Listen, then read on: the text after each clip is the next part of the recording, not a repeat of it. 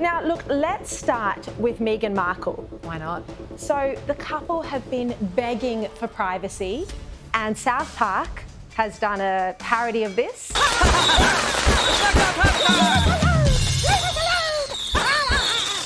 with the motorhead, we deserve our privacy.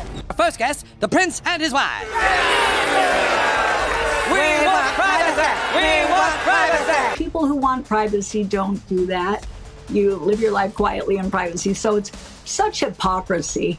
I think they did a brilliant job. South Park just destroys Meghan Markle. And honestly, it wasn't even a fair fight. The show turned her royal authenticity into a full-blown comedy sketch, baby bump and all. If Meghan thought she was controlling the narrative, South Park just snatched the script and lit it on fire. We want privacy, we want privacy, we want privacy, we want privacy. South Park didn't just throw a few jokes at Meghan Markle, they went straight for the jugular. The episode titled Respect Our Privacy opens with a scene so outrageous. Meghan's animated clone storms into a hospital room, glowing, dramatic, and ready for the cameras. When the song come on, let me see you get gone. Baby mama, this shot's on, been pregnant for way too. She starts dancing, twerking in her hospital gown, while Harry hovers awkwardly in the background like he doesn't even know where to put his hands. But then it happens. The massive pillow she's been using as a baby bump slips out and smashes to the floor. Viewers gasped, then burst into laughter. You game-loving wife has always wanted her privacy.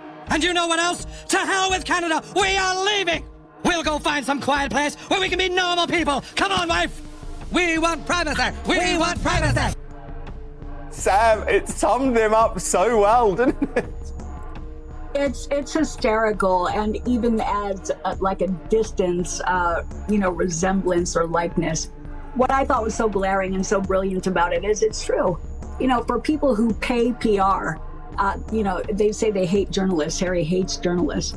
But to pay PR, that is loaded with journalists and that is loaded with publications and television shows who say what you want and who, shape social perception in your favor while also disparaging and lying about others, thereby reaching their privacy.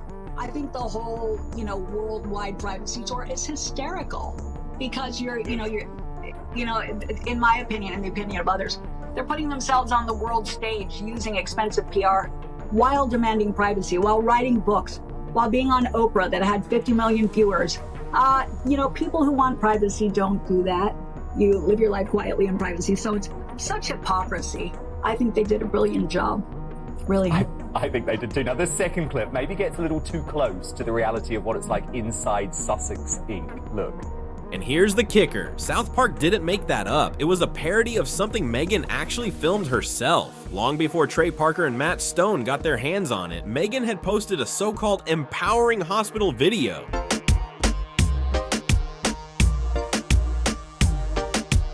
Lighting was flawless, her glam was perfect, and yes, Harry was there awkwardly bobbing along like a lost extra. It was supposed to be raw and relatable. Instead, the internet tore it apart. People mocked it as staged, tone deaf, even desperate. So when South Park exaggerated it into a total disaster, the sting was twice as hard. People weren't just laughing at a cartoon, they were laughing at the reality Meghan herself had put out into the world. And apparently it has really upset Meghan Markle. She's apparently spent days being upset and overwhelmed, according to sources, over this parody which picks apart all of their publicity blitz while at the same time begging for privacy. And that grenade blew up right at the heart of Meghan and Harry's biggest contradiction. For years, they've stood in front of cameras, signing million-dollar deals, writing books, and launching documentaries, all while chanting the same line: we want privacy. South Park didn't need to exaggerate that, they just echoed it back to us with brutal honesty. We want privacy,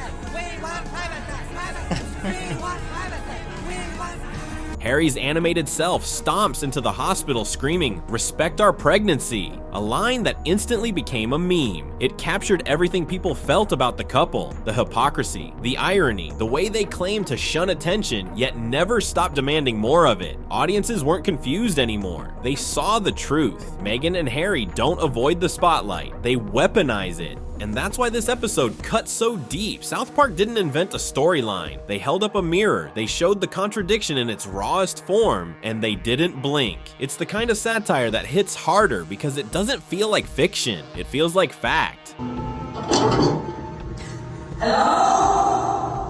The more you watch, the clearer it becomes. Meghan has spent years shaping her brand into something royal, powerful, untouchable. She presents herself as a humanitarian, a modern princess, a visionary woman breaking barriers. But South Park strips that veneer away in seconds. On screen, she's not regal, she's a caricature, obsessed with attention, frantic for the spotlight, caught up in her own contradictions. Oh no. Look at this town. I think this might be the place. You really think so? It was commented that what we see from Meghan is always staged, always polished, always performative. That's why audiences couldn't look away. They weren't just entertained, they were seeing something they had suspected all along, that Meghan's so-called raw and vulnerable moments are carefully manufactured props. That's why the laughter was so sharp. It wasn't just about Meghan as a character on a cartoon. It was about Meghan as a brand, a woman who built a Hollywood identity on privacy, empowerment, and authenticity, but can't stop turning even her most intimate moments into stage plays. If you've made it this far, make sure to subscribe to the channel so you don't miss a single detail of South Park. Thanks for having us on the show. It's so awesome to be here. It's great. So let me start with you, Sam. You've lived a life with the royal family, you've had everything handed to you, but you say your life has been hard, and now you've written all about it in your new book, Win. Yes, that's right, friend. You see, my wife and I I are... was totally like, you should write a book because your family's like stupid, and then so are like journalists. We just want to be normal people. All this attention is so hard. And the irony didn't stop there. South Park painted Meghan as someone who refuses to admit what she's actually become. A reality TV star without the courage to say it out loud. The glamorous filter ripped off. All that's left is a contradiction in heels. They're like, oh, you wouldn't pay attention to us. What are we gonna do? He's not gonna get away with this. This is why the episode exploded far beyond Comedy Central. It didn't just mock, it exposed. It tore down the wall between Meghan's polished image and the awkward reality hiding behind it. And once that wall crumbled, the internet did the rest. So if you want privacy, why do you do Oprah? Why do you do a Netflix series? Why do you write a book? Why do you do every interview imaginable and then come back again and say, I want privacy? South Park has always been savage. They've roasted politicians, celebrities, entire religions, but this time felt different. This time the parody struck a nerve because it lined up too closely with real life. Meghan wasn't just a target, she was the punchline she had accidentally written herself. We want privacy. We want privacy.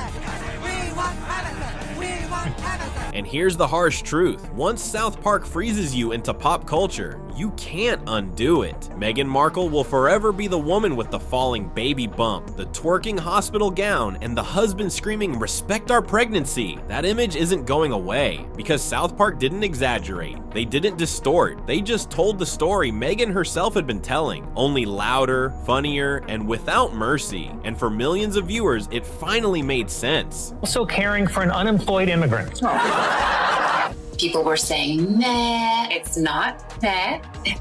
It's pronounced me. Let's talk about that video. The hospital clip Meghan Markle probably wishes she could wipe off the face of the internet. You know the one? Shot in glossy, documentary-style lighting where Meghan is in a hospital gown, moving around like it's her runway debut. She smiles, she dances, she even throws in a little twerk while poor Harry stands off to the side, bobbing his head. A glimpse behind the curtain, something empowering. But instead of going viral for being raw and authentic, it became a masterclass in cringe.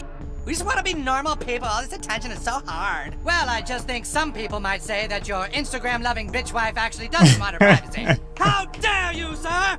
And you We're know what just else? To hell the with Canada. worst. We are leaving. We want privacy. We want privacy. And that's when the narrative shifted. What Meghan thought would be her Beyoncé moment, a cultural reset, a display of strength and womanhood, became her biggest PR disaster. Instead of people saying, wow, she's brave, the conversation became, why does this look like an SNL skit that forgot to add the laugh track? And South Park didn't just mock it, they cemented it in pop culture. Now, that hospital clip doesn't exist on its own anymore. It will forever live in people's minds as the South Park parody. And what's really interesting to me is following that South Park mockery of them, which really highlighted all their hypocrisies. Their approval ratings now have fallen below Prince Andrew's in America. And here's the thing, this wasn't just comedy. Critics didn't hold back in describing what South Park did. Headlines called it a brutal roast, a cultural assassination, even a career eulogy. That's not just parody, that's legacy damage. Oh, darling, I think this might be the place. You really think so? It's so quiet and empty here. If we moved here, then people would think we're really serious about wanting to be normal. And Meghan, unfortunately, gave them perfect material. The contradictions, the staged privacy mantra, the polished authenticity, and yes, the cringeworthy video that already had the internet rolling its eyes. South Park didn't have to dig deep. They just connected the dots she'd already drawn for them. Trying to make ourselves into a brand just turned us into products. We don't need to be a brand, do we? If it's truly what we want, then we really can get away from it all. No more magazines and Netflix shows. We really can live a normal life. Yes, I'm sure you agree, darling. We can be the people we talked about being, with no more worries about how we look or the image we project to people. What matters is what we have on the inside. It didn't help that Meghan and Harry's Spotify deal had already collapsed, with insiders calling the couple grifters. Their Netflix partnership wasn't exactly thriving either. Viewership was lackluster after the initial curiosity wore off. So when South Park dropped their roast, it wasn't just another meme. It became the nail in the coffin. Suddenly, Meghan went from brand gold to brand liability. That's the power of South Park. They didn't just make fun of Meghan for a night, they reshaped the way people see her. Overnight, she wasn't just the Duchess who left the palace. She became the Duchess who got roasted so badly by a cartoon that Hollywood started pulling away. If you've come this far, make sure to subscribe to the channel to get more updates.